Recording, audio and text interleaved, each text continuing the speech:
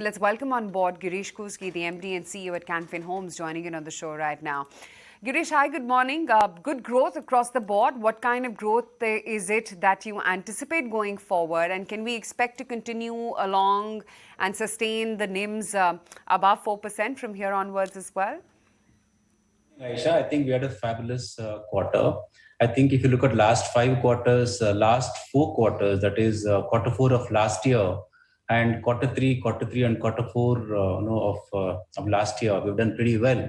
The only quarter, which was muted was last year quarter one because of COVID second wave. I think growth has been really good for the entire industry, not just for Canfin, and this trend would continue for the reasons which I mentioned earlier. Real estate is booming. Interest rate has been slight increase in cost. I think that's very marginal. Affordability is very high, and therefore we can expect this kind of growth in future as well in terms of book and disbursements. In terms of margin, I think spread will remain at where it is today. I had earlier told 2.4%. Now I'm upping it by 10 bips to about 2.5%. Whereas NIM, I think 4.15 is the best ever in last many quarters. I don't think so 4.15 is sustainable, but I think it will be somewhere in the range of, it will be around 3.75 or so for next few quarters, which is very good for a housing finance company. Right. So if you could just talk to us about the current rates at which home loans are going versus the 10-year yield, global yield. You think this is one of the best times to take a loan and buy a home because of the yields being so low for housing finance? Well, actually, I think we've had a dream run, in 2020 October onwards. I think this for the entire industry, and we've seen every quarter clogging the highest ever disbursements and book. And interest rates are pretty stable. Only in last quarter, we saw marginal increase in cost, and I don't think so. I think India is maybe to an extent slightly independent of what happens across the globe, because the demand is so high. The demand is so high for mortgage, and the penetration in India is very low, and therefore, I think the gap could be easily justified, and therefore this demand would continue in spite of there being gap, in terms of yield and what we are seeing in India in terms of interest rates. So I think demand is quite robust. It will continue. Have to ask you this.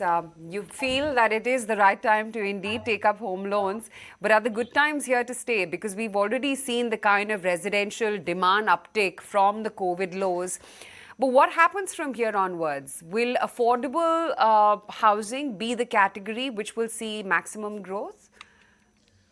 I can't say that. I think there will be a huge demand across segments within the real estate space, be it affordable, mid-size, then high-end apartments or premium. I think it will be across. We've seen a lot of growth, based on the numbers what realtors have been reporting for last few quarters.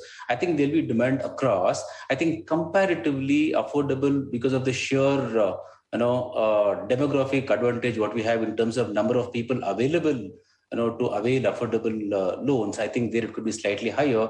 At the same time, we have many players focusing on this segment.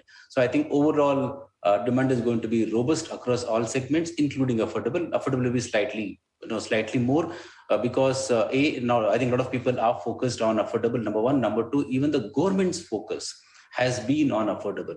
I think because of these two factors, demand could be slightly higher than what it is for other segments. So that point is taken, but you had earlier guided for a disbursement growth of 18 to 20% in FY23, and you were looking at growing your book, doubling your book over the next 3 to 4 years. Is that on track?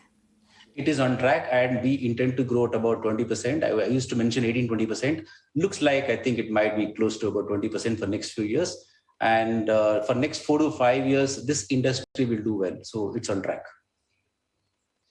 Regarding cost of funds, it is expected to go up by 125 basis points over the next 6 to 12 months.